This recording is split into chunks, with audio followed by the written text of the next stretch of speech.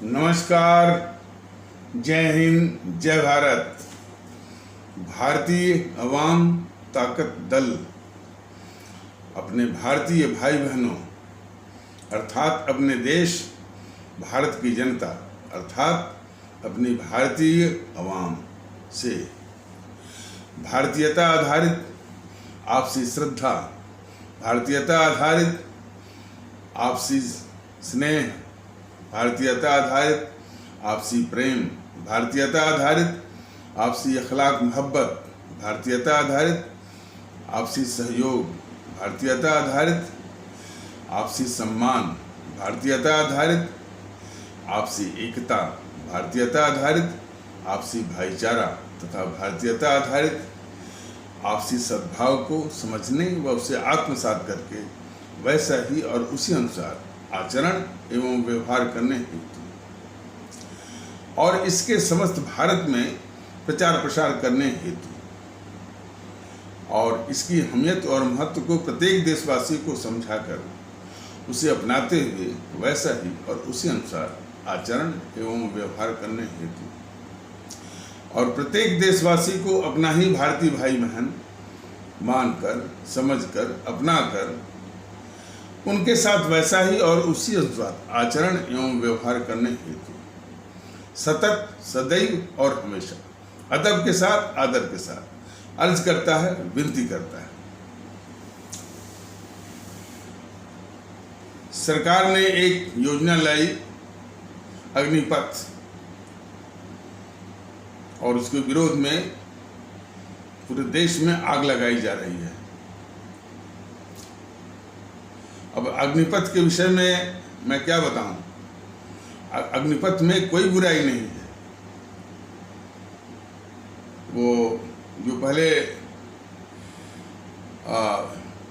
मैंने 17.5 से 21 था, अब वो शायद सरकार ने कल ही शायद उसको 23 कर दिया है।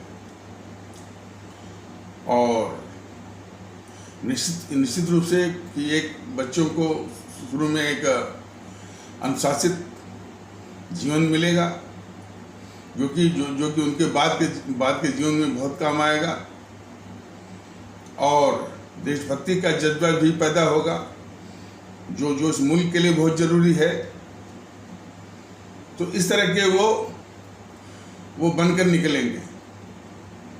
और कुछ आर्थिक पैकेज भी है 11-12 लाख।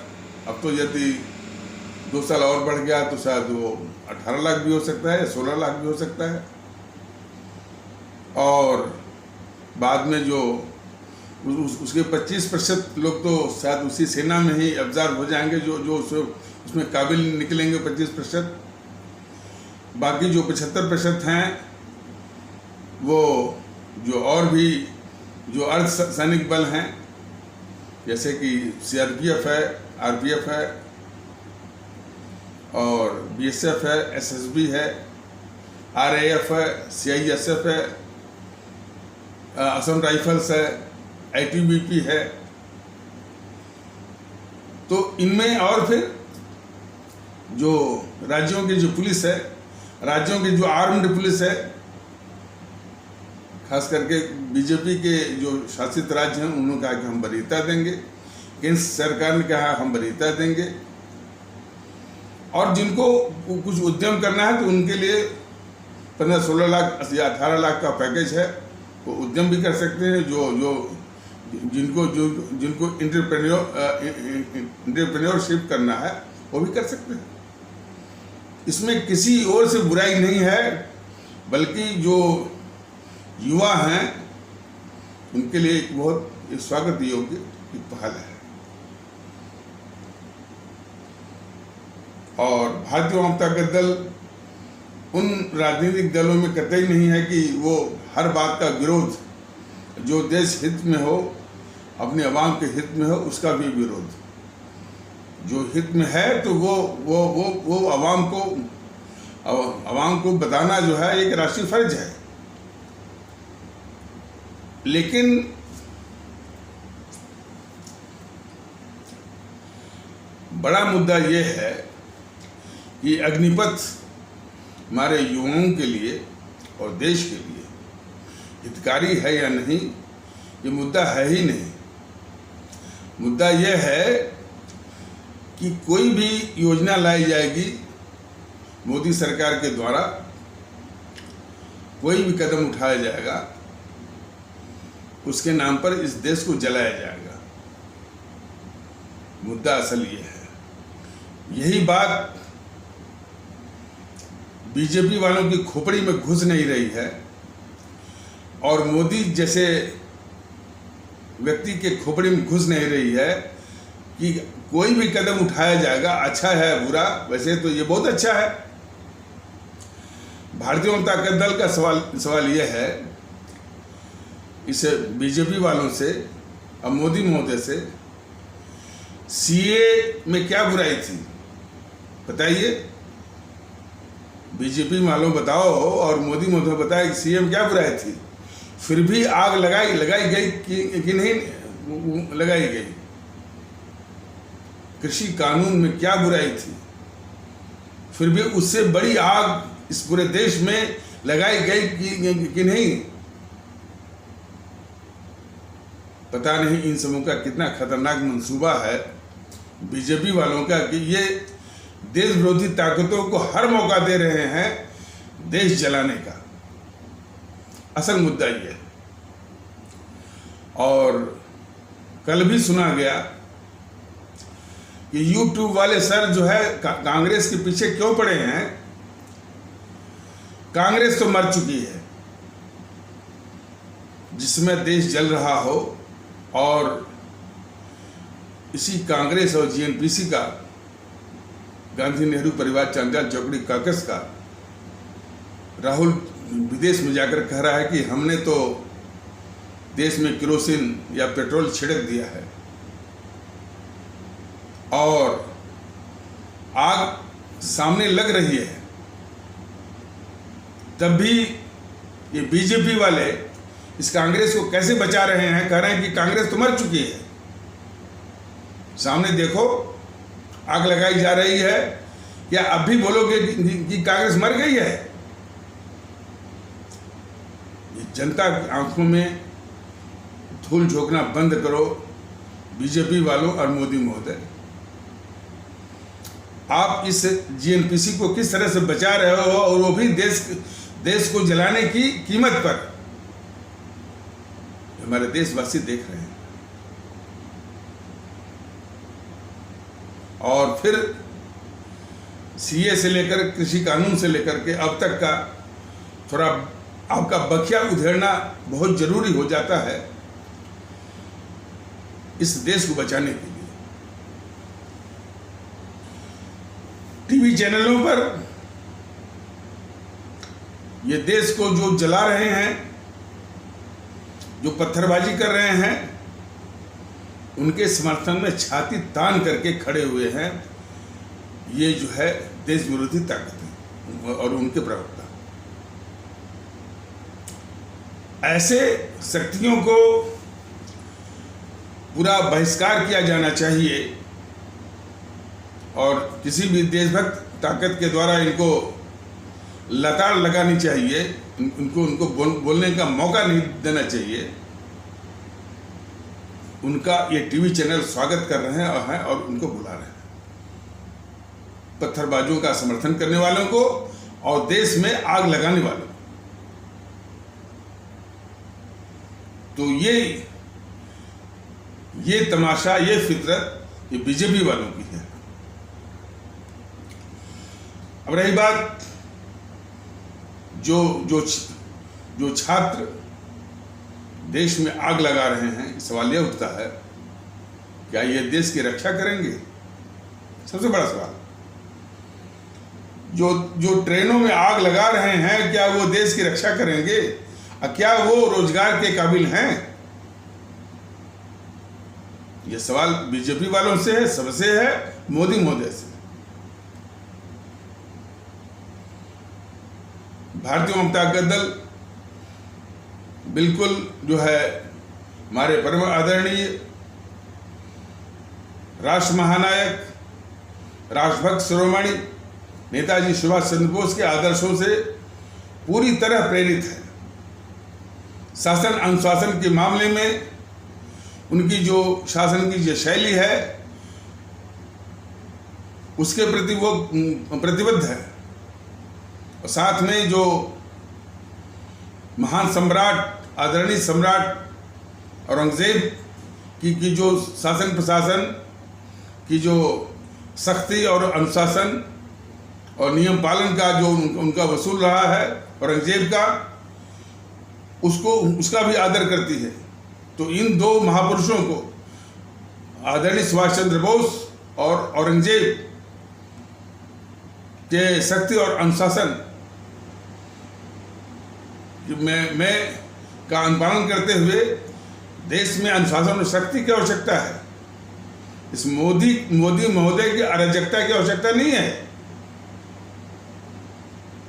और साफ कह रहा है कि जो छात्र जो अराजक तत्व के रूप में या छात्र के रूप में जो अराजक तत्व जो ट्रेनों में आग लगा रहे हैं, अपने देश की संपत्तियों में आग लगा रहे हैं, रेल की पटरियां उखाड़ रहे हैं, वो रोजगार के हरगिज काबिल नहीं हैं। और वो देश की रक्षा करेंगे सेना में जाकर के, ऐसा भी हरगिज नहीं। बेहतर है कि इन सबके खिलाफ जो है FIR की जाए। और किस कैटेगरी का इन्होंने उपद्रव किया है, आग जलाया है, पत्थर फेंका है, तोड़फोड़ किया है, वो उनको जो है कैटेगराइज किया जाए। जिन्होंने ट्रेनों में आग लगाई है उनको हरगिज रोजगार न दिया जाए। जिन्होंने तोड़ फोड़ किया है उनको रोजगार हरगिज न दिया जाए। और बाकी के खिलाफ FIR करके ये पूछताछ की जाए कि आखिर ये किनके कहने पर, किनके भड़काने पर इस तरह की देश में अस्थिरता वो फैलाने का इन्होंने इतना बड़ा जो है देशव्यापी आंदोलन किया है। सरकार में यदि थोड़ा भी गैरत है और देश के प्रति वफादारी है और उस अवाम के प्रति वफादारी जिसने इनको सत्ता दी है, जिसने मोदी महोदय को प्रधानमंत्री बनाया है, तो ये सारे छात्रों को FIR करके इनसे गहन पूछताछ की जाए। आखिर किनके कहने पर इतनी बड़ी हिंसा, इतनी बड़ी तोड़फोड़, इतनी बड़ी आगजनी, सरकारी संपत्तियों को नुकसान पहुंचाना बड़े पैमाने पर, यानी जो बोगियां जिसको LBH कहते हैं, नई बोगियां चमचमाती हुई, किस तरह से सेना इस रेलवे का आधुनिकीकरण किया जा रहा था और उन बोगियों को जलाया गया, यह किसी भी हालत में नाकाबिले बर्दाश्त है। लेकिन ये तो भारतीय जनता दल जिसका अभी राजनीतिक संगठनात्मक कोई बहुत बड़ी ताकत नहीं है, विचारों की ताकत है सिर्फ। और वो विचारों की ताकत सभी राजनीतिक दलों से बहुत आगे है। और इसका सामना करने के लिए जो देश विरोधी ताकतें हैं उनके पास कोई तर्क नहीं है। तो वो बराबर वो इस बात को कह रहा है कि ये इस तरह की गतिविधि जो है, ये यानी इस देश में जो इतनी बड़ी अराजकता और अनुशासनहीनता जो फैली है, इसके लिए सिर्फ ये कायर मोदी जिम्मेदार है। इसी ने सारे देश विरोधी ताकतों को पाल रखा है। इसी ने सारे देश विरोधी ताकतों की रक्षा की है। इसी ने इस देश के लुटेरों के काले धन की रक्षा की है। और यही बराबर देश विरोधी ताकतों के आगे घुटने टेकता रहा है। ये इसकी फितरत है बराबर, चाहे CA का मामला हो, चाहे कृषि कानून का मामला हो, चाहे ये और हिजाब का मामला भड़कते बचा है।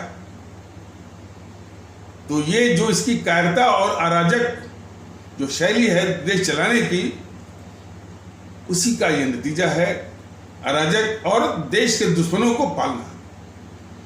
इसकी जो शैली है उसी का खामियाजा और उसी की कीमत यह देश चुका रहा है। अब तक ये बीजेपी वाले इस गद्दार राहुल को कैसे बचा रहे थे? राहुल जाकर विदेश में कह रहा है कि हमने तो जो है केरोसिन या पेट्रोल छिड़क दिया है, फिर भी राहुल को ही बचा रहे हैं। राहुल को वीजा किसने दिया? मोदी सरकार, श्री मोदी की सरकार ने दिया, बीजेपी वालों की सरकार ने दिया। सारी वीजा की और विदेश जाने की व्यवस्था की, और तभी वो जाकर विदेश में कहता है कि भारत में केरोसिन ऑयल छिड़क दिया गया है।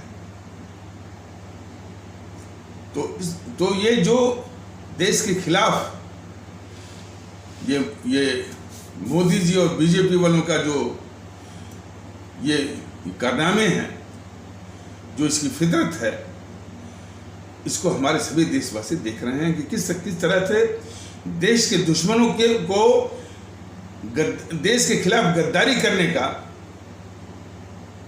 मौका ही नहीं, पूरी व्यवस्था ये कर रहे हैं हमारे मोदी जी।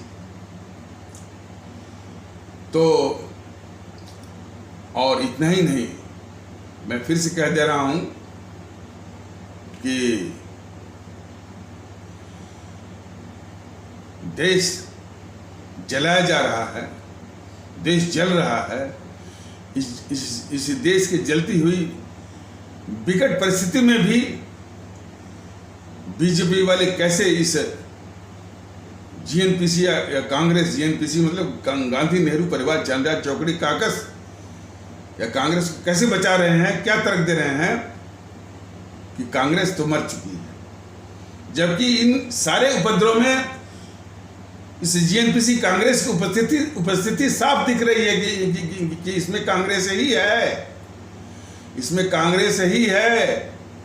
बीजेपी वालों, मोदी महोदय, और आप बचा रहे हो उस जीएनपीसी को कि कांग्रेस वो मर गई है।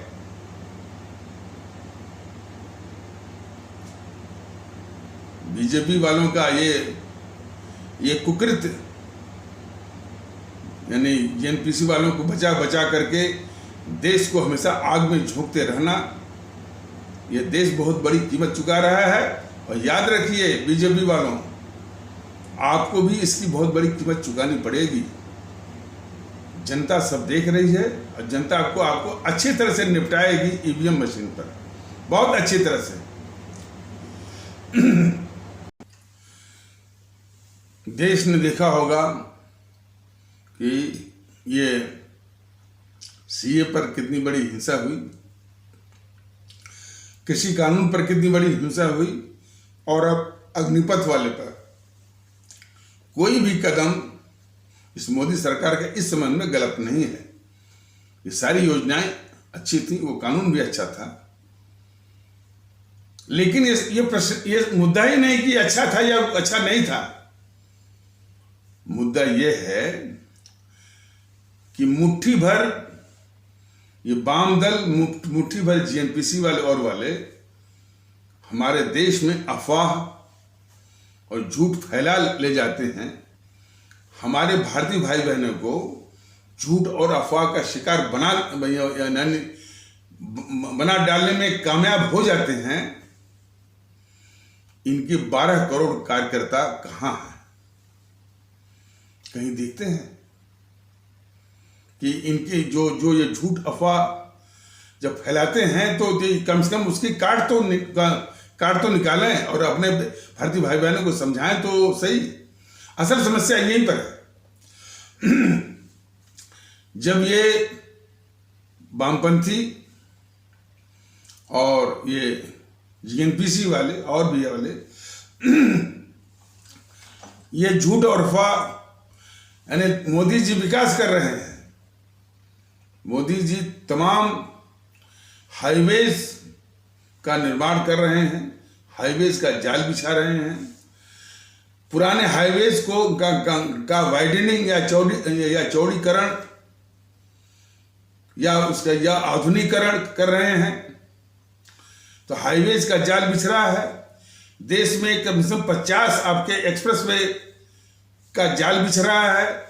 सीमाओं पर सड़क बन रही है, सीमाओं पर जो है वो रेल लाइनें बिछ रही हैं। ये दुर्गम जो है डिफिकल्ट रीजन्स में भी रेल लाइनें बिछ रही हैं। कम से कम 115 या 120 लाख करोड़ के उनके काम चल रहे हैं पूरे देश में विकास के। और उसमें आपका दिल्ली मुंबई एक्सप्रेसवे सबसे लंबा, एशिया का सबसे बड़ा लंबा एक्सप्रेसवे और विश्व का दूसरा सबसे लंबा एक्सप्रेसवे। चेनाब विश्व का सबसे ऊंचा रेल पुल है। ये सब करतब हमारे भारत के इंजीनियर, भारत के काबिल टेक्नीशियन ये सब संपन्न कर रहे हैं। देश जो है वो यानी देश का सीना, देश का छाती गर्व से ऊंचा हो रहा है। डेडिकेटेड फ्रेट कॉरिडोर भी बन रहा है और जो ये दिल्ली मुंबई एक्सप्रेसवे के साथ साथ जो है इंडस्ट्रियल कॉरिडोर भी बन रहा है, लॉजिस्टिक पार्क भी बन रहे हैं। और ये भारतमाला रहा, सागरमाला में जितने भी हमारे बंदरगाह हैं, पोर्ट्स हैं, उनको मॉडर्नाइज किया जा रहा है और उनकी कनेक्टिविटी भी बेहतर की जा रही है। ये सब के सब जो है विदेशी निवेश को आकर्षित करने के लिए सब किया जा रहा है। लेकिन मोदी महोदय आपकी खोपड़ी में नहीं घुस रहा है कि ये सब जो है व्यर्थ हो जाएगा जो आप देश विरोधी ताकतों को पाल रहे हैं। पहले भी कहा गया था कि आपका highway expressway dedicated freight corridor को ये वामपंथी, ये जेएनपीसी वाले एक दिन में आग लगा देंगे और वो जो है या उसको जाम करके बैठ जाएंगे, क्योंकि आप जो इसको पाल रहे हैं। तो एक और तो ये विकास दिखा रहे हैं, दूसरा देश की सुरक्षा के विषय में मोदी जी का क्या चरित्र है यह भी देखने की आवश्यकता है। इस बीच में एक निवेदन अपने भारतीय आवाम से, अपने आदरणीय भारतीय भाई बहनों से और खासकर बीजेपी के कार्यकर्ता और पदाधिकारियों से भी निवेदन है कि जो राष्ट्रवाद के नाम पर और देशभक्ति के नाम पर आप लोग जो बीजेपी से जुड़े हैं, ये दोनों मायने में, राष्ट्रभक्ति के भी मायने में और राष्ट्रवाद के नाम पर निरा धोखा है, देश के साथ धोखा है। विकास की बात जो मैंने अभी बताई है, इससे अधिक विकास अंग्रेजों ने भी किया था, लेकिन वो देश के दुश्मन थे। मैं नहीं कहता कि ये देश के दुश्मन है सीधे तौर पर, मैं ये फिर दोहरा रहा हूं कि मैं ये नहीं कहता कि मोदी और बीजेपी वाले इस देश के दुश्मन है सीधे तौर पर, लेकिन ये देश के दुश्मनों को पाल रहे हैं और इस हद तक पाल रहे हैं कि जो है इनकी अराजकता और इनकी शाह के कारण ये देश विरोधी ताकतें कोई मौका नहीं छोड़ रही हैं देश में आग लगाने का। तो ये इस फितरत को, बीजेपी वालों की और मोदी महोदय की फितरत को हमारे सभी देशवासी, हमारे सभी भारतीय भाई बहन गौर से देखें। और गौर से वही नहीं देखें जो बीजेपी के समर्थक हैं, वो भी देखें जो बीजेपी के कार्यकर्ता हैं, जो पदाधिकारी हैं, जो बीजेपी से जुड़े हैं, वह भी देखें कि जिस बीजेपी से वो जुड़े हुए हैं उसके राष्ट्रवाद की और उसके राष्ट्रभक्ति की, देशभक्ति की यही असलियत है। जब देश को बचाना है तो देश विरोधी ताकतों के साथ साथ इस बीजेपी को भी निपटाना है यदि देश की रक्षा करनी है। तो तो जितने भी बीजेपी के कार्यकर्ता हैं, पदाधिकारी हैं, यदि उनको देशभक्ति चाहिए, राष्ट्रभक्ति चाहिए, और वो भी शुद्ध इसलिए कहा जा रहा है कि ये देशभक्ति राष्ट्रभक्ति का मुखौटा, देखिए दो इनमें यानी जो राष्ट्रघाती फितरत है राष्ट्रवाद के नाम पर। पहला कि ये राष्ट्रवाद का मुखौटा पहनते हैं और उसके अंदर जो है वो हिंदुत्व और क्या क्या क्या इनका ये जो है वो कचरापंथी अंदर आपको मिलेगा। तो एक तो इनके राष्ट्रवाद की, देशभक्ति की जो असलियत का कचरापंथी माने वो राष्ट्रवाद के मुखौटे के अंदर आपको मिलेगा।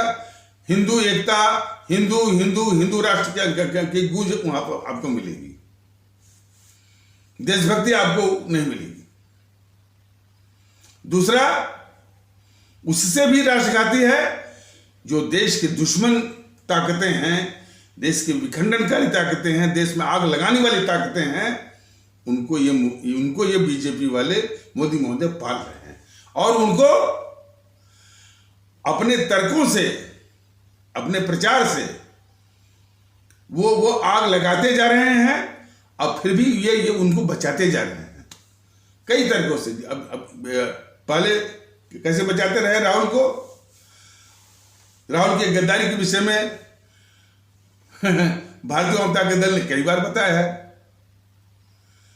कि राहुल गांधी, और इसने आग कब नहीं लगाई है।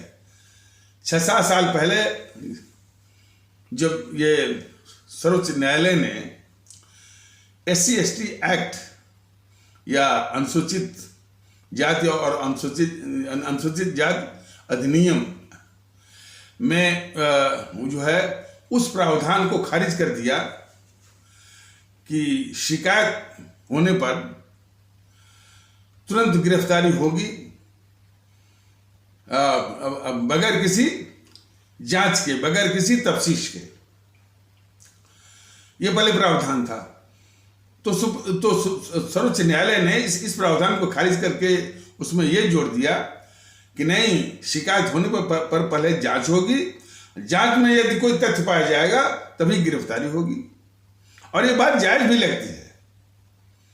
देश में तो इतने फ्रॉड किस्म के लोग हैं और प्रावधानों का दुरुपयोग करने वालों की संख्या कम नहीं है, हर चीज का दुरुपयोग करते हैं। तो सर्वोच्च न्यायालय ने अच्छा निर्णय दिया कि भाई कोई शिकायत करता है तो उसकी जांच पहले हो जाए, और उस शिकायत में यदि कुछ माने उसमें सामग्री है, तथ्य है, तो गिरफ्तारी हो। बात सही है। सर्वोच्च न्यायालय ने इतना ही संशोधन किया। ये गद्दार राहुल गांधी देश का इतना खतरनाक, इसने पूरे देश में दुष्प्रचार किया कि मोदी जी ने अनुसूचित जाति का आरक्षण ही खत्म कर दिया। इस तरह का झूठ, ये बराबर झूठ बोलता है।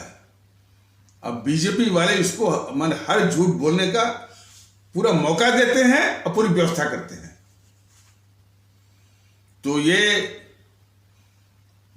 गद्दार राहुल गांधी, चंद्रशेखर है कोई बीएसपी की एक शाखा है शायद भीमसेना का वो मुखिया है, उससे मिलकर के पूरे देश में इसी तरह की आग लगाया था ये गद्दार राहुल गांधी। तब भी बीजेपी वालों की इस मूर्खराज मोदी की आंख नहीं खुली, तभी से गद्दारी कर रहा है ये राहुल गांधी। और इसके बाद देश ने देखा होगा डोकलाम का मुद्दा 4 साल पहले, और डोकलाम के पहले ये राहुल गांधी अपने सेना अध्यक्ष को सड़क का गुंडा कहलवाता है। ये बीजेपी वालों को दिखता नहीं है। बीजेपी वाले कहते हैं कि ये लोकतंत्र है। बीजेपी वालों का ये राहुल गांधी गद्दारी करता है देश के खिलाफ बार बार, बीजेपी वाले कहते हैं ये लोकतंत्र है। अभी पूरा वर्णन मैं कर लूं इस तरह का लोकतंत्र की अवधारणा जो बीजेपी की है, वह बीजेपी और मोदी को ही मुबारक। देश को ऐसा लोकतंत्र नहीं चाहिए बीजेपी वालों। देश को जलाने वालों को जो आप रक्षा कर रहे हैं, ऐसा लोकतंत्र इस देश को नहीं चाहिए। ये लोकतंत्र आपको मुबारक।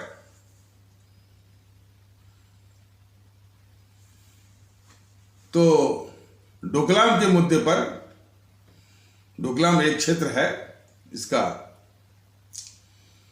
भूटान का, वो जो हमारा चिकन नेक है, जो पट्टी है पश्चिम बंगाल से जो जाती है, करीब 50-60 किलोमीटर लंबा है और 18-20 किलोमीटर चौड़ा है। दोनों का दबाव है नेपाल और बांग्लादेश का। वो मुर्गा या मुर्गी के गर्दन जैसा दिखता है, नक्शा आप देखिए तो।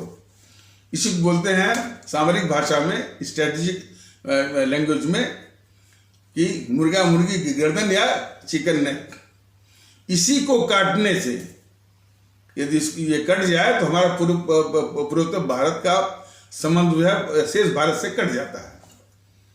इसी पर सारे देश के अंदर भी जो दुश्मन है और देश के बाहर भी जो दुश्मन, उनकी नजर इसी पे रहती है कि कैसे इसको काट दिया जाए। शर्जील अहमद जो अलीगढ़ मुस्लिम यूनिवर्सिटी में भाषण दिया, वो ये बोला था कि इस चिकन नेक को काट करके जो है पूर्वोत्तर भारत को अलग किया जा सकता है और इस भारत को कमजोर किया जा सकता है। अलीगढ़ मुस्लिम यूनिवर्सिटी में हम कहां तक बताएं कि देश के दुश्मनों को कौन कौन लोग साथ दे रहे हैं। अलीगढ़ मुस्लिम यूनिवर्सिटी को शर्म नहीं आई, लाज नहीं आई कि इस तरह की बात बोलने वाले को वो अपने विश्वविद्यालय के कार्यक्रम में बुला करके बुलवाते हैं। मैं तो कहता हूं ऐसे विद्यालयों को तुरंत जो है बंद कर देना चाहिए, जहां पर इतना देश विरोधी सोच पल रही हो। तो उसी चिकन नेक पर हमारे दुश्मन चीन की भी नजर रहती है। डोकलाम हालांकि वो कब्जे में है भूटान के, लेकिन उसके करीब जो है चीन वाले अपना जेसीबी लेकर के, बुलडोजर लेकर के, यानी सड़क बनाने की नियत से चले आए। तो भारत को भी खबर मिली, भारत की सेना को भी खबर मिली, भारत की सेना वहां डट गई। वैसे भी भूटान के रक्षा की जिम्मेदारी वो भारत के ऊपर है। तो भारत की सेना वहां गई और चीन की सेना भी आ गई। दोनों सेनाएं आमने सामने डटी रहीं करीब 70-72 दिन, और इस तरह से आमने सामने थी, दोनों के बीच में तनातनी थी और युद्ध जैसी स्थिति बनी हुई थी कि किसी भी वक्त युद्ध छिड़ सकता है। तो जिसमें चीन के साथ भारत की सेना डटी हुई थी और किसी भी वक्त युद्ध छिड़ सकता है, ऐसी स्थिति में इस दौरान ये गद्दार राहुल गांधी दुश्मन चीन के राजदूत से रात के अंधेरे में चोरी छिपे मिलता है और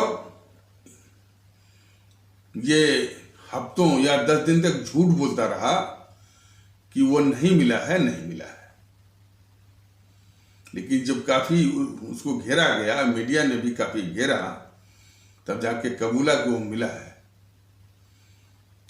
अब ये मोदी महोदय और बीजेपी वाले सिर्फ उसको बचाने के लिए आज तक वो जांच तक नहीं कराए कि ये गद्दार राहुल गांधी, जिसमें कि भारत चीन के बीच में किसी वक्त भी युद्ध छिड़ सकता है और दोनों के बीच में युद्ध और तनातनी जैसी स्थिति बनी हुई थी, उसमें दुश्मन चीन के राजदूत से मिलकर के हमारे देश की कौन सी संवेदनशील और सामरिक महत्व की सूचनाएं का आदान प्रदान किया, साझा किया।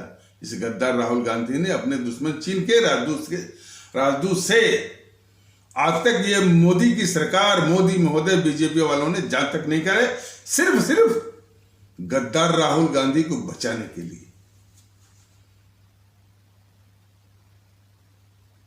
इनका पूरा राष्ट्रवाद जो है देश के दुश्मनों को बचाना है। ये इनकी असलियत है बीजेपी वालों की। इसलिए तो मैं कहता हूं कि बीजेपी से जुड़े जितने भी पदाधिकारी उनके हैं, जितने भी वो हैं, वो इस भ्रम से तुरंत बाहर आए, भारतीय वाम ताकत दल के साथ जुड़े हैं। क्योंकि भारतीय वाम ताकत दल की जो राष्ट्रभक्ति है वो किसी हिंदुत्व से प्रेरित नहीं है, किसी आरएसएस से प्रेरित नहीं है, किसी विश्व हिंदू परिषद से प्रेरित नहीं है। इसकी देशभक्ति शुद्धता हमारे जो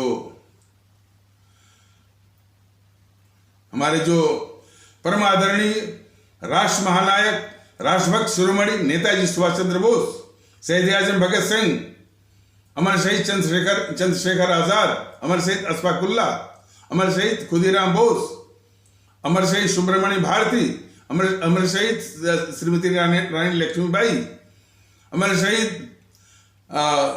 श्रीमती रानी चंद्रमा, अमर शहीद श्रीमती रानी गडेलियो, जिन्होंने शुद्धता इस मुल्क के लिए, जिसमें कोई पंथ नहीं आता है, पंथ की कोई भूमिका नहीं है, सिर्फ एक विचार कि हमारा राष्ट्र सर्वोपरि है और राष्ट्र के बराबर कोई भी नहीं है। इस भावना से उन लोगों ने अपना प्राण सहित सब कुछ भारत माता की बल वेदी पर न्यौछावर किया। उससे प्रेरित ये राष्ट्रभक्ति है। तो जो भी बीजेपी के कार्यकर्ता पदाधिकारी नकली राष्ट्रवादी के साथ जुड़े हैं और उनके नकली राष्ट्रवाद की क्या कीमत चुका रहा है देश, सामने है। कीमत ही नहीं, जो जीएनपीसी बराबर आग लगा रही है, उसको कैसे बचा रहे हैं बीजेपी वाले मोदी जी, यह भी देखने की बात है। तो भारतीय जनता ताकत दल के साथ जुड़िए और वास्तविक देशभक्ति, राष्ट्रभक्ति, आवाम परस्ती कि जज्बे को मजबूत करिए। बहुत देर के बाद जुड़ेंगे, बहुत जो है अपने यह देश कीमत चुका रहा होगा। आप याद रखिए कि हमारे सुभाष चंद्र बोस ने भी नारा दिया था कि तुम मुझे खून दो, मैं तुमको आजादी दूंगा। इसमें बहुत देर हो गई थी और देश ने कीमत चुका ही दिया, देश बट गया और वो देश का गद्दार नेहरू शासन में बैठ गया। उसकी पीढ़ी दर पीढ़ी जो है इस देश को चोट करती रही।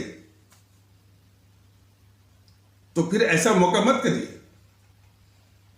ये भी उसी जीएनपीसी के पास इनका चरित्र है। ये राष्ट्रवादी हो नहीं सकते, बीजेपी वाले मोदी राष्ट्रवादी हो नहीं सकते, मुखौटा भरा इनका। तो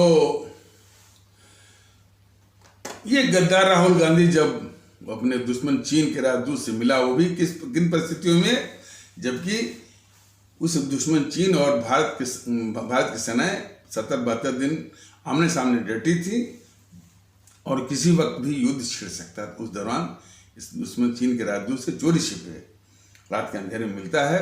आज तक ये बीजेपी वाले और मोदी महोदय उसकी जांच तक नहीं कराए कि आखिर ये हमारे देश की कौन सी संवेदनशील सूचना और सामरिक महत्व की सूचना इसने साझा किया दुश्मन चीन के राजदूत से। इस तरह से बचाते हैं। ये राष्ट्रवादी हैं। जरा गौर से देखिए, ये बीजेपी वाले राष्ट्रवादी हैं।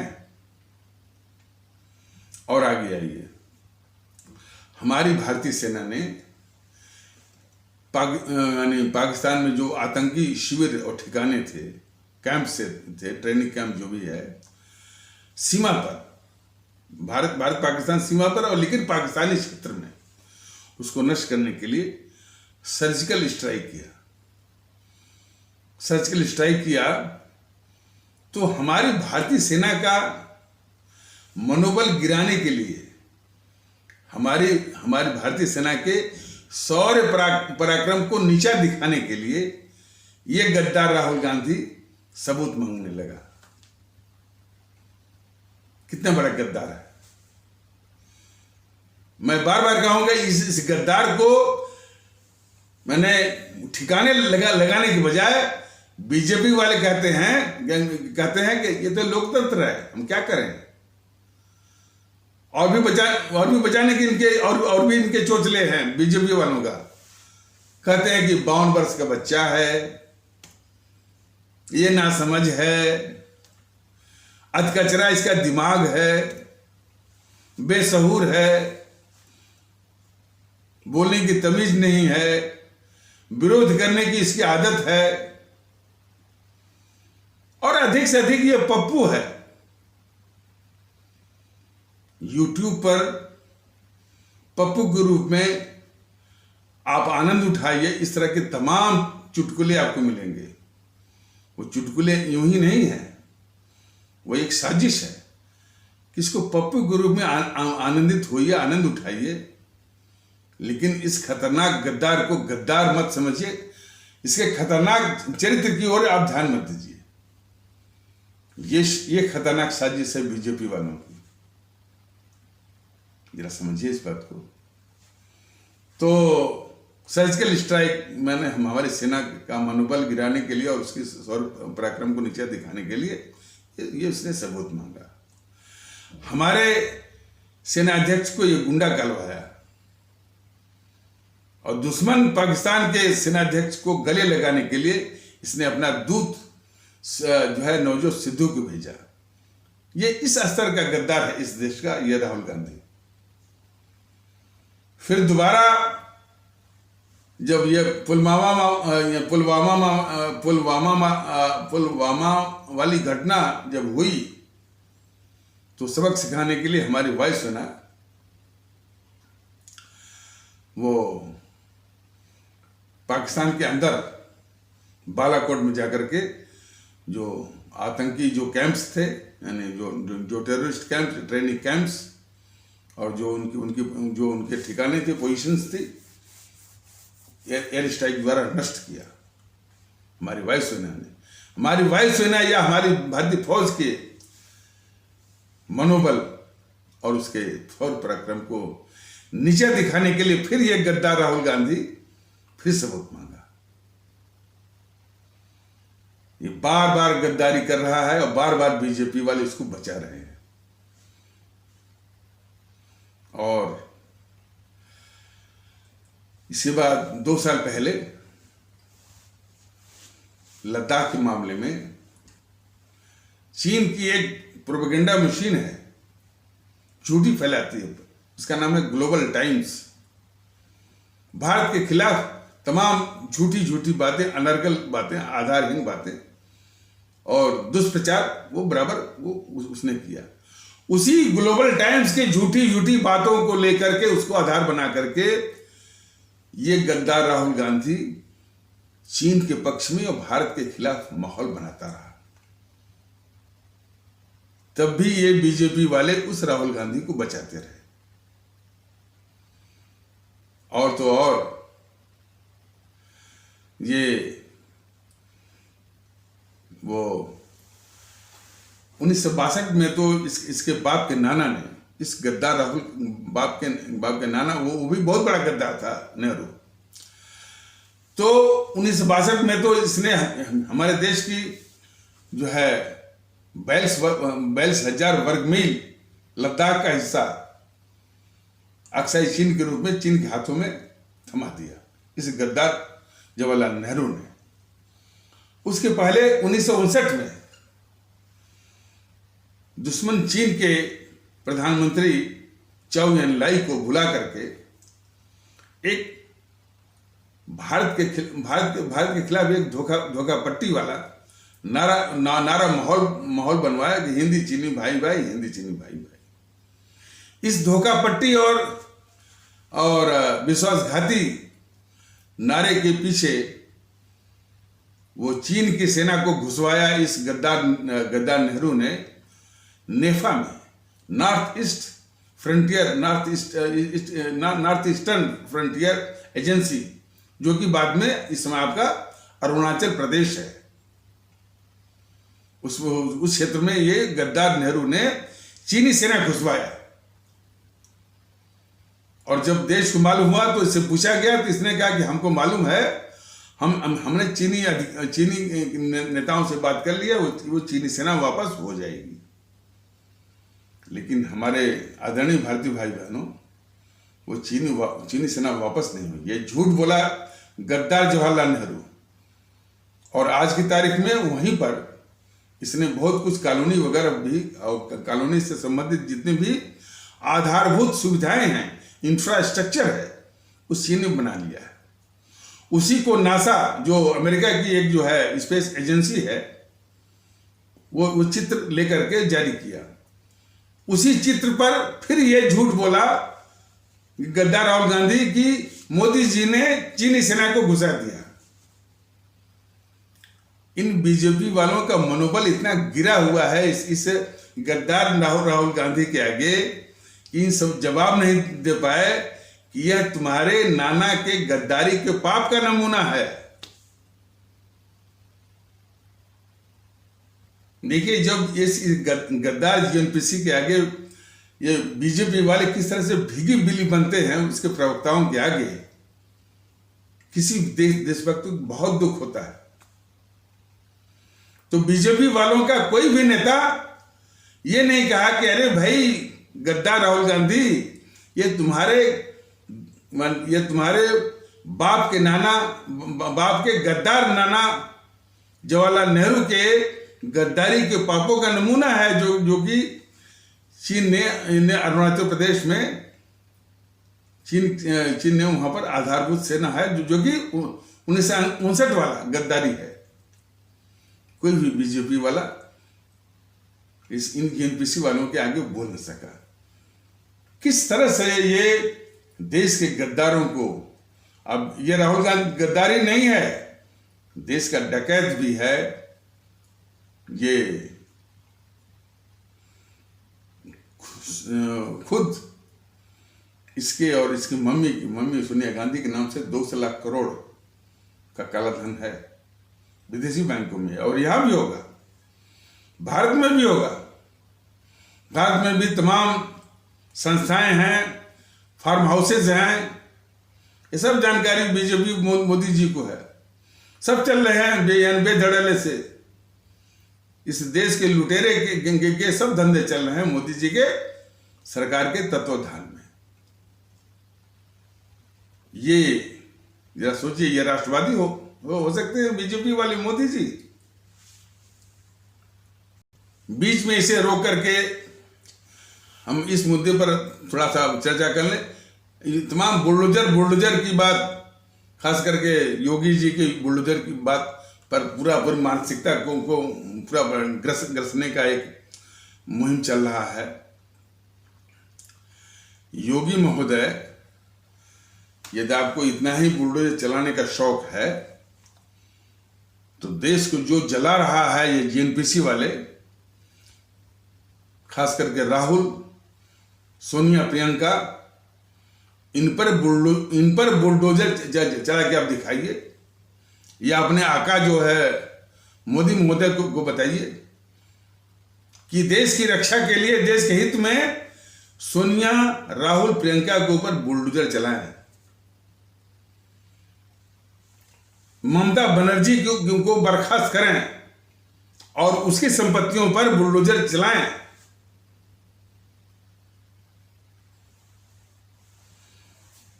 और समाजवादियों के ऊपर भी बुलडोजर चलाएं।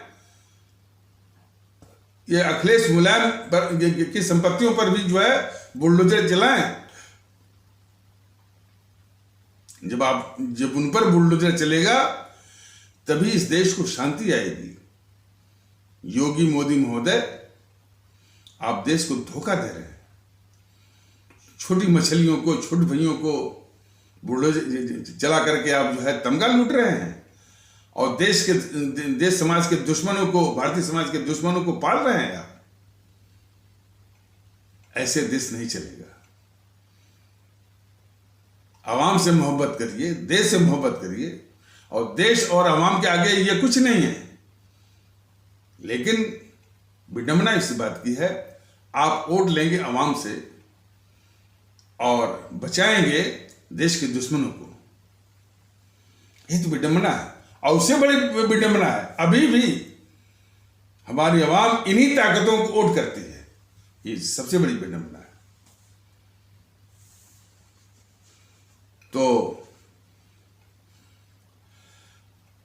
बुलडोजर ये चलाना है तो सबसे पहले राहुल गांधी की संपत्तियों पर, सोनिया गांधी की संपत्तियों पर, प्रियंका गांधी की संपत्तियों पर, मुलायम सिंह की संपत्तियों पर, अखिलेश की संपत्तियों पर, वामपंथी की संपत्तियों पर, आरजेडी की संपत्तियों पर, टीएमसी की संपत्तियों पर बुलडोजर चलाइए, तभी इस देश को शांति आएगी।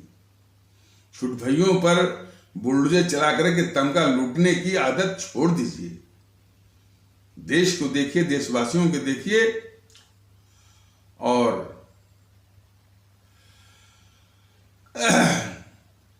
जिसने आपको मुख्यमंत्री प्रधानमंत्री बनाया है उसके नमक को अदा करिए। इस बीच में एक और खबर की सब बता रहे, पता नहीं ये सब जो हिंदू कट्टरवादी का ही प्रचार है, या ऐसे भी कि पश्चिम बंगाल में कैसे जो बांग्लादेशी मुस्लिम हैं उनका वर्चस्व है, फलाने हैं, ढेकाने हैं। सवाल इस बात का है कि बांग्लादेश के जो बांग्लादेश के अंदर जो कट्टरवादी हैं, या पाकिस्तान के अंदर कट्टरवादी हैं, भारत के अंदर कट्टरवादी हैं, कट्टरवादी ही होते हैं। लेकिन बाकी लोग जो इस देश में घुस आए हैं वह कोई पराया थोड़ी है। वो तो इसी देश में थे, फिर पाकिस्तान बना, पाकिस्तान से वो ये बांग्लादेश बना। तो कट्टरवादियों को बढ़ावा दे करके कट्टरवादियों को बढ़ावा दिया इस जेएनपीसी ने, और कट्टरवादियों कट्टरवादी को जो पाल रहा है अपने देश में, जिसे ये जेएनपीसी वाले, कांग्रेस वाले, आरजेडी वाले और समाजवादी वाले, टीएमसी वाले, उनको पाल रहे हैं मोदी जी। तो यदि ये स्थिति हट जाए तो सारे जो देश विरोधी ताकतों के हौसले पस्त हो जाएंगे, ऐसी बात नहीं है। पश्चिम बंगाल भी बहुत आराम से काबू में आ जाएगा, बशर्ते ये कायर किस्म के जो मोदी महोदय बैठे हुए हैं, देश के दुश्मनों को पालने वाले और देश के दुश्मनों को सभी अराजक गतिविधियों का यानी चलाने का पूरा मौका देने वाले, यदि ये हटेंगे तभी जाकर के देश में एक अनुशासन आएगा, एक अनुशासन और शासन का और अनुशासन का माहौल आएगा और शासन दिखेगा, और भारत की जो असली अस्मिता सामने आएगी। लेकिन इन्होंने एक तो मोदी ने प्रधानमंत्री पद की गरिमाई समाप्त कर दी है, उसका इकबाल समाप्त कर दिया है, और पूरे देश में अराजकता जो है के लिए पूरा जो है मौका, पूरा माहौल छोड़ दिया है इन्होंने। और देश विरोधी ताकतें कोई भी मौका नहीं छोड़ रही हैं देश में आग लगाने का। तो खैर बात चल रही थी कि इस राहुल गांधी की गद्दारी का। तो बालाकोट में भी जब स्ट्राइक किया हमारी वायुसेना ने, तो फिर जो है फिर इसने हमारी वायुसेना का मनोबल और शौर्य पराक्रम को नीचे दिखाने के लिए इसने सबूत मांगा। और लद्दाख के मामले में अभी ये बताया गया है कि ग्लोबल टाइम्स जो प्रोपेगेंडा मशीन है उसकी हर बात को उठा करके चीन के पक्ष में और दुश्मन चीन के पक्ष में और भारत के खिलाफ माहौल बनाता रहा, झूठ बोलता रहा हमेशा। और जो 1959 वाली जो गद्दारी किया था, उसके बाप के नाना ने, जो गद्दार जवाहरलाल नेहरू ने, उसी को उठा करके ये मोदी महोदय के खिलाफ बोलता रहा कि मोदी ने चीनी सेना को घुसवा दिया। और इसके बाद फिर जो है विदेश में, और यही नहीं, वो क्या बोलता है कि भारत राष्ट्र ही नहीं है, भारत राष्ट्र नहीं, मैं नहीं, India is not a nation. अब ये हम जानते थे कि ये चूंकि इतना बड़ा गद्दार है, उस संविधान की उस कमी का दुरुपयोग जरूर करेगा। संविधान में पहले भी बताया गया कि संविधान के निर्माताओं ने बहुत जद्दोजहद, बहुत अथक परिश्रम करके, जद्दोजहद मान ली कि उसमें भी अंतर विरोध बहुत ज्यादा था। बड़ी जद्दोजहद के बाद करीब 2 साल 11 महीने 18 दिन के परिश्रम के बाद एक बहुत ही नायाब अप्रतिम देश का संविधान बनाया, भारत का संविधान बनाया। तो हर कमियां एक ही बार में दूर नहीं होती हैं। अब पहली लाइन जो लिखी गई है कि India that is Bharat A union of states, ये किसी भी देश विरोधी गद्दार के द्वारा उसका दुरुपयोग हो सकता है, और वही उसी का दुरुपयोग किया इस गद्दार राहुल गांधी ने कि India is not a nation, Bharat राष्ट्र ही नहीं है। बताइए, भारतीय जनता दल ये अपने आदरणीय भारतीय भाई बहनों से कहना चाहता है, जब भी आपके आशीर्वाद से सत्ता का उपकरण उसके हाथ में आएगा, इस भारत के संविधान में संशोधन करेगा, पहली लाइन को बिल्कुल संशोधित कर देगा, जो लिखा हुआ है कि India that is Bharat A union of states, उसको संशोधित करके बस ये कर देगा, और इंडिया शब्द को तो निकाल ही देगा पूरा। इंडिया शब्द जो है इस देश के अनुकूल नहीं है, वो एक आयातित इंपोर्टेड शब्द है, जिसकी कोई प्रासंगिकता नहीं बनती है हमारे देश में।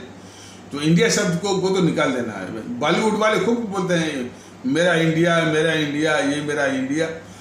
बॉलीवुड वाले भी देश विरोधी हैं, पक्के देश विरोधी हैं सब, जो है कुछ अपवादों को छोड़ करके, और बराबर इंडिया इंडिया, मिस्टर इंडिया क्या क्या करते थे। उनको भी भारत जो हमारा एक पुरातन विचारधारा है और आज भी कायम है, ये उनके लिए महत्वपूर्ण नहीं है।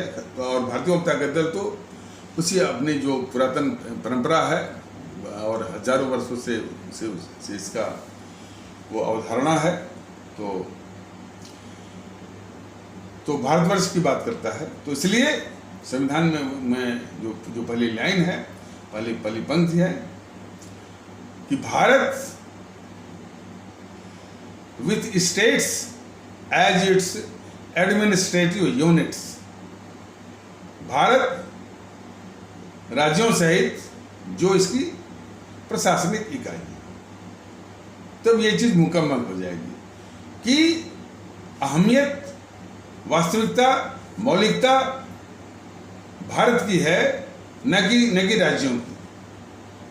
राज्यों की उपयोगिता वहीं तक है कि वो उसकी प्रशासनिक इकाई है, बस।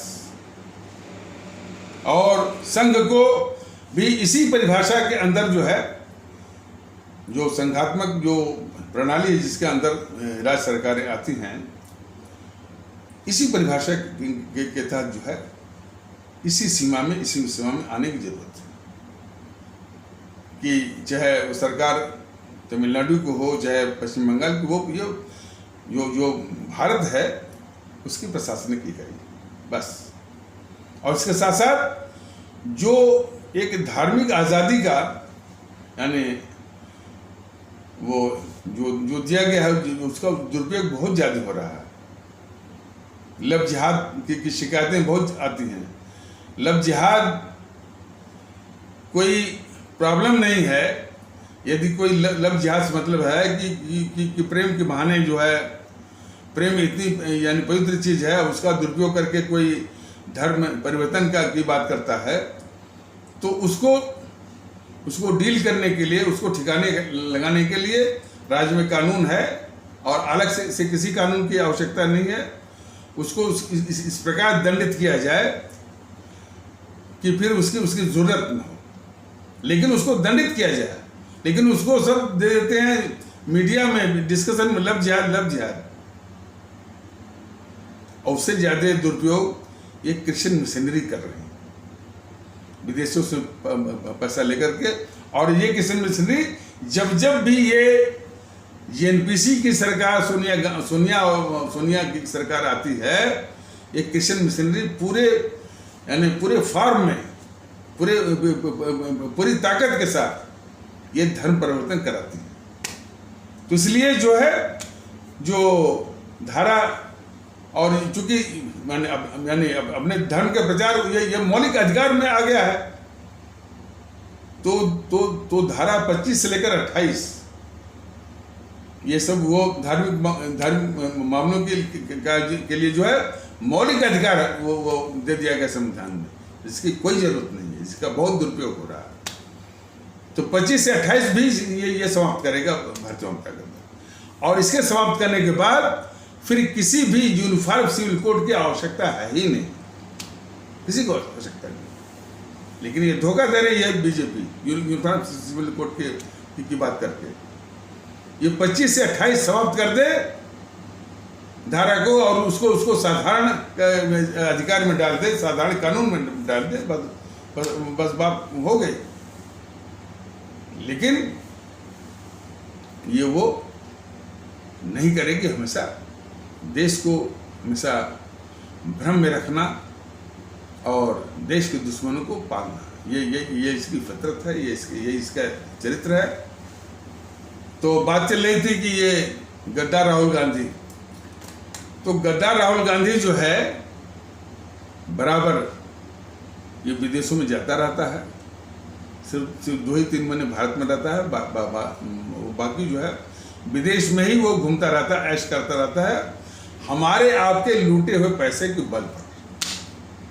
और वो व्यवस्था मोदी जी करते हैं, बराबर उसके वीजा की व्यवस्था अपनाने हैं, उसके वीजा को जब्त नहीं करते हैं।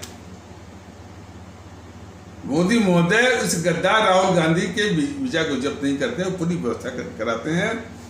और बिल्कुल हाल में ये देखिए, मोदी महोदय ने इस गद्दार राहुल गांधी को विदेश जाने की पूरी व्यवस्था करवाई, वीजा वगैरह की व्यवस्था करवाई, जाकर विदेश में। अब जो मैंने भारत के अंदर गद्दारी करते करते अब उसका मन इतना बढ़ गया है कि भारत के बाहर भी जाकर के भारत के खिलाफ गद्दारी कर रहा है। कह रहा है कि भारत में केरोसिन ऑयल छिड़क दिया गया है। इसके माने क्या है कि अब किसी न मुद्दे पर भारत को जलाया जाएगा, भारत में आग लगाई जाएगी। तभी ये बीजेपी वाले इस जेएनपीसी राहुल गांधी को बचाएंगे।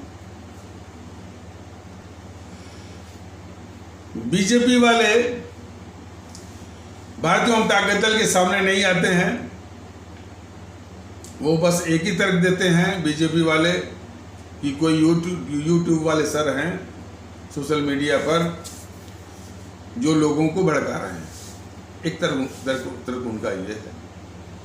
और अपने छुट भाइयों को, जो कि शायद वो पेड होंगे कुछ पैसे उसे के बल पर, उनको सिखा पढ़ा के भेजते हैं भारतीय जनता दल के पदाधिकारी से बात करने के लिए। और वो आकर के उनकी मानसिकता अनुसार आकर के इस तरह से बात करते रहते हैं।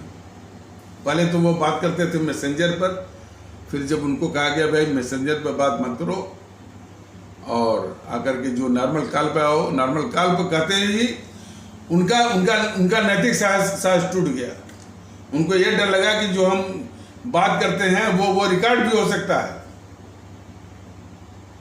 रिकॉर्ड होने के डर से वो मैसेंजर कॉल से भाग गए, फिर इसके बाद वो बात करना ही छोड़ दी है।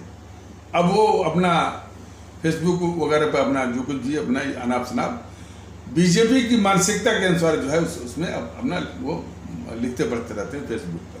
तो उसी से अंदाज कुछ मिलता है कि यानी जो भारतीय जनता दल का जो विचार है, प्रचार है, जो देश की समस्याओं के विषय में जो उसके विचार हैं, उस पर उनकी क्या प्रतिक्रिया है बीजेपी वालों की। तो अब जो है तो इस संबंध में भारतीय जनता दल इन बीजेपी वालों से, मोदी महोदय से यही कहना चाहता है कि जब वो गद्दार राहुल गांधी विदेश जाकर के जिसकी व्यवस्था आप सभी ने करवाई उस गद्दार के लिए, जाके कह रहा है कि भारत में केरोसिन छिड़क दिया गया है, तब भी आप सावधान नहीं हुए। और जब ये इसने आग लगा दिया तब भी देश को बचाने के बजाय हमारे अवाम को सुरक्षा देने के बजाय आप इसी जीएनपीसी को ही बचा रहे हैं, राहुल को बचा रहे हैं ये। और फिर वो भारतीय जनता दल का विरोध कर रहे हैं, जो कि पूरे देश को बता रहा है कि ये इनका नकली राष्ट्रवाद, नकली देशभक्ति, जो कि इनका राष्ट्रवाद, इनकी नकली देशभक्ति देश के दुश्मनों को बचाने के लिए है। जब ये इसकी असलियत भारतीय जनता दल अपने आदरणीय भारतीय भाई बहनों के सामने रख रहा है, तो उसके जवाब में ये छुट भाइयों के जरिए ये कहलवाते हैं कि यूट्यूब वाले सर जो है उसे कांग्रेस के पीछे क्यों पड़े रहते हैं। कांग्रेस तो मर चुकी है। अब जो ये उसका राहुल गांधी जाके विदेश बोल रहा है कि जिस देश में केरोसिन छिड़क दिया गया है और फिर आग लगाई जा रही है, तब भी ये उसी राहुल गांधी और कांग्रेस को बचा रहे हैं, जबकि इनका फर्ज बनता है देश को बचाना। और भारतीय जनता दल का ये विरोध कर रहा है।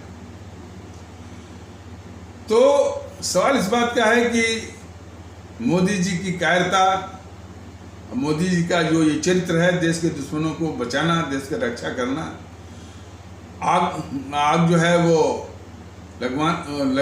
लगवाना, सीधे तौर पे ये आरोप नहीं कि वो आग लगवा, लेकिन देश के दुश्मनों को जो देश में आग लगा रहे हैं उनको ये पूरा मौका दे रहे हैं। हमने शुरू किया था सीए पर पूरा विवरण जो है हम नहीं कर पाए, और चूंकि उस संबंध में बातें ढेर सारी हैं। तो सीए पर देखा होगा, देश ने देखा होगा सीए पर कि जैसा कि पहले भी बताया गया, कोई याद है, सीए पर हिंसा जो है भड़काने वाली थी सोनिया गांधी, इसके बाद राहुल गांधी, इसके बाद प्रियंका गांधी, और किसको अपने इस्लाम आस्था वाले भारतीय भाई भड़काया। और उसके साथ साथ पीएफआई वाले, वामपंथी वाले, समाजवादी वाले इनके दिमाग में ये भरे कि ये सीए का कानून आपकी नागरिकता छीन लेगा, आपको इस देश से निकाल देगा, आपको पाकिस्तान भेज देगा, आपको डिटेंशन कैंप में डाल देगा। जबकि उसकी वास्तविकता क्या थी कि वो तो नागरिकता देने के लिए था। इससे कई सवाल खड़े होते हैं कि आखिर इनके 12 करोड़ कार्यकर्ता हैं किस लिए? इनके 12 करोड़ कार्यकर्ता किस लिए हैं? मुट्ठी भर जो वामपंथी जो है, जीएनपीसी के लोग, इसकी बात छोड़ दीजिए, सीए की बात छोड़ दीजिए, ये देश में झूठ फैला है कि मोदी ने तो सब बेच दिया, पूरा रेलवे बेच दिया, हवाई जहाज बेच दिया, इंश्योरेंस सेक्टर बेच दिया, सब कुछ बेच दिया। किस तथ्य को ढकने के लिए जो मोदी जी इतना विकास कर रहे हैं? तब ये इनके 12 करोड़ कार्यकर्ता कहाँ पर हैं? स्पष्ट होता है कि ये 12 करोड़ कार्यकर्ता जो कहते हैं बीजेपी वाले कि इसके आधार पर हम विश्व के सबसे बड़ी राजनीतिक पार्टी हैं, वह सिर्फ चुनाव जीतने के लिए, सत्ता हथियाने के लिए उनका उपयोग करते हैं। बाकी देश में अफवाह फैल रही है, हमारे देशवासी जो है अफवाह के शिकार हो रहे हैं और उस अफवाह शिकार के द्वारा असामाजिक तत्वों को मौका मिल रहा है, देश को जलाया जा रहा है, हिंसा तोड़फोड़। इसके लिए इनके 12 करोड़ का कार्यकर्ता नहीं है, देश के लिए तो है ही नहीं। इसी से तो इनका पाखंड साफ सामने दिखता। कहते हैं ना कि नेशन फर्स्ट, तो नेशन फर्स्ट जो है न तो मोदी जी के लिए, न तो बीजेपी वालों के लिए है, न तो इनके 12 करोड़ कार्यकर्ताओं के लिए। इनके लिए सत्ता फर्स्ट है और इसके बाद इनकी पार्टी फर्स्ट है। अब इसके बाद तो फिर नेशन फर्स्ट है कि नहीं है, ये तो वही जानते होंगे। इनके लिए वास्तव में नेशन फर्स्ट है ही नहीं। 12 करोड़ कार्यकर्ता का कहीं अता पता नहीं रहता, जबकि जिस समय अफवाह फैलाई जाती है देश के दुश्मनों के द्वारा हर वक्त, अरे भाई जब ये अफवाह फैला रहे थे भाई कि मोदी ने सब भेज दिया, कहाँ रहते हैं इसके कार्यकर्ता, बताइए। और इस अफवाह को सुनकर के कितना दुख होता है कि देश के लूटने वाले, देश के दुश्मन वो ये कह रहे हैं कि मोदी ने सब भेज दिया। ये तो हमको दुख होता है, लेकिन बीजेपी वालों पर फर्क नहीं पड़ता है। बीजेपी वालों को तो ये होता है भाई ठीक है, राहुल बचाया जा रहा है और ये जो ममता बनर्जी ये बचाई जा रही है, बस ममता बनर्जी रहेगी, राहुल रहेगा, तो तभी तो इसको दिखा करके वोट लेंगे। ये सिर्फ सत्ता के लिए देश को कुर्बान कर देना, देश की सुरक्षा को कुर्बान करना, ये इनकी असलियत है। तो ऐसे नकली राष्ट्रवादी और ऐसे जो है नकली जो है हमारे वो बोलना कि सबका साथ सबका विकास, ये देश को जरूरत नहीं है। बहुत इस देश इसने कीमत चुका बहुत बड़ी कीमत यह देश जो है इनके नकली राष्ट्रवाद और नकली जो है सबका साथ सबका विश्वास की जो है देश कीमत चुका रहा है और चुका। इसलिए हमारे आदरणीय भारतीय भाई बहनों जो है भारतीयता का दामन पकड़िए, भारतीयता के माहौल को आगे बढ़ाइए।